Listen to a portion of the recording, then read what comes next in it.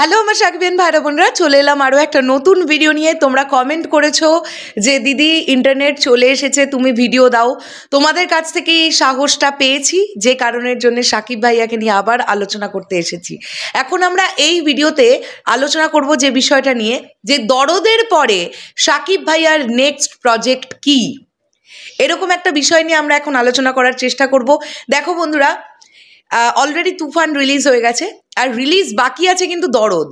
তার পরবর্তীতে মেগাস্টারের প্রজেক্ট কি সেটা নিয়ে কিন্তু আমরা এখনো জানি না। কেন এত লেট হচ্ছে পরবর্তী ছবির ঘোষণা দিতে, এই সমস্ত বিস্তারিত আলোচনা করব আমরা এই ভিডিওতে। তাহলে চলো একদম দেরি না করে ভিডিওটা শুরু করা যাক। বন্ধুরা, সাকিব ভাইয়ার হয়তো নেক্সট প্রজেক্টের অ্যানাউন্সমেন্ট এতদিনে চলে আসতো, যদি বাংলাদেশের পরিস্থিতি ঠিক থাকতো হয়তো বা চলে আসতো নতুন প্রজেক্টের অ্যানাউন্সমেন্ট। মেগাস্টার শাকিব খান, তাকে এত লক্ষ লক্ষ মানুষ ভালোবাসে, কোটি কোটি মানুষ ভালোবাসে তার অভিনয়ের জন্যে।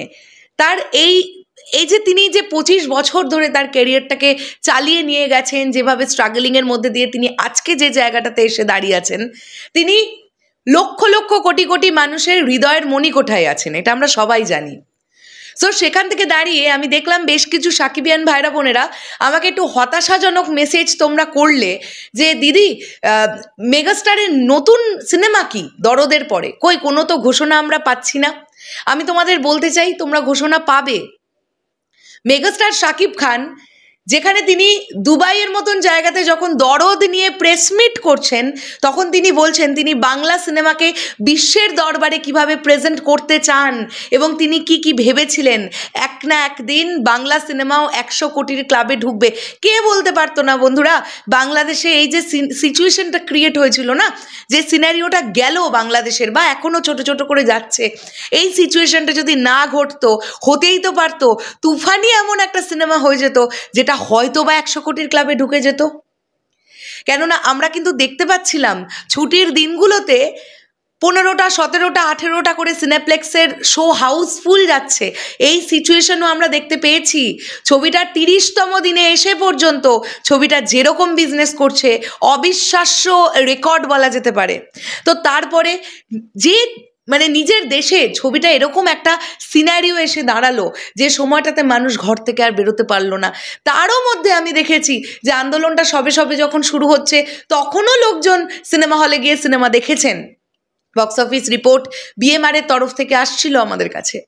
তো একজন মেগাস্টার, তিনি এমন একজন অ্যাসেট বাংলাদেশের, এমন একজন সম্পদ, তার ওপরেও তো তিনি কিছু যদি ওইভাবে আমরা নাও দেখি যে তার উপরে হয়তো ডিরেক্টলি কোনো দায়িত্ব চাপে না, কিন্তু তিনি যেমন মানুষ, তিনি তো দেশের একমাত্র মেগাস্টার, তার কিছু তো দায়িত্ব, কিছু তো কর্তব্য আছে। তো সেই জায়গাটা থেকে তিনি হয়তো বা চাননি এরকম একটা সিচুয়েশনের মধ্যে তার নতুন প্রজেক্টের ঘোষণা দিতে। আর তিনি একদম ভালো কাজ করেছেন। কি হতো ওই সময়টাতে যদি ঘোষণা উনি দিতেন? কোনো লাভই হতো না। তার থেকে পরিস্থিতি আরও স্বাভাবিক হোক না, সাকিব ভাইয়া নিশ্চয়ই নতুন ছবির ঘোষণা আমাদের কাছে আসবে। এবং এটা আমার বিশ্বাস যে সাকিব ভাইয়া যে বাজেটের সিনেমায় এত দিন পর্যন্ত কাজ করে এসেছেন আর কি, আমি ধরে নাও তোমরা রাজকুমার ছবিটাও মোটামুটি শুনতে যা পাওয়া যায় 7-7.5 কোটি টাকা মতন বাজেট ছিল। তারপরে তুফানেও ধরে নাও তোমরা 10-12 কোটি টাকার বাজেট ছিল। দরদও মোটামুটি 10 কোটি টাকার ধারে কাছের একটা বাজেট। তো মোটামুটি 8 কোটি 10 কোটি 8 কোটি 10 কোটি এর নিচে কোনো বাজেটের ফিল্ম আর মেগাস্টার শাকিব খান করবেন না। তো সেখান থেকে দাঁড়িয়ে দেখতে গেলে বাংলাদেশের যদি ছবি হয়, সে ছবিগুলো কমপ্লিটলি বাংলাদেশের ছবি, সেখানে ইন্ডিয়ার কোনো প্রডিউসার ঢুকবে না, সেটা যদি হয় তাহলে সেই রকম দমদার প্রডিউসারেরও তো দরকার বাংলাদেশে। তো আমার মনে হয় যে সবটাই খুব তাড়াতাড়ি অ্যানাউন্সমেন্ট আসবে, এবং সাকিব ভাইয়া তো ছবি করবেনই, এটা নিয়ে কোনো ডাউট নেই। উনি ছবি ওনার প্রাণ, সিনেমা ওনার কাছে প্রাণ, তাই না? এত বছর ধরে মানুষটা সিনেমা করছেন।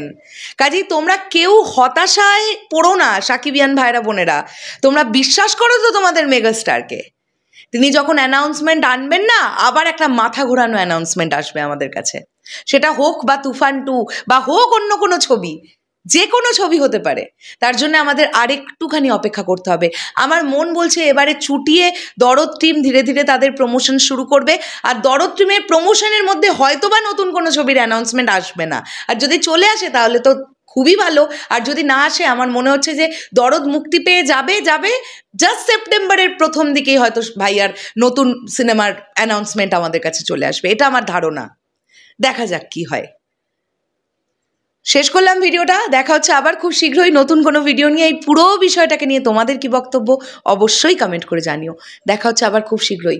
সুস্থ হোক বাংলাদেশ, অনেকটা শিথিল হয়ে এসেছে পরিস্থিতি, সবটা একদম স্বাভাবিক হয়ে যাক, এটাই আমরা চাই। টাটা।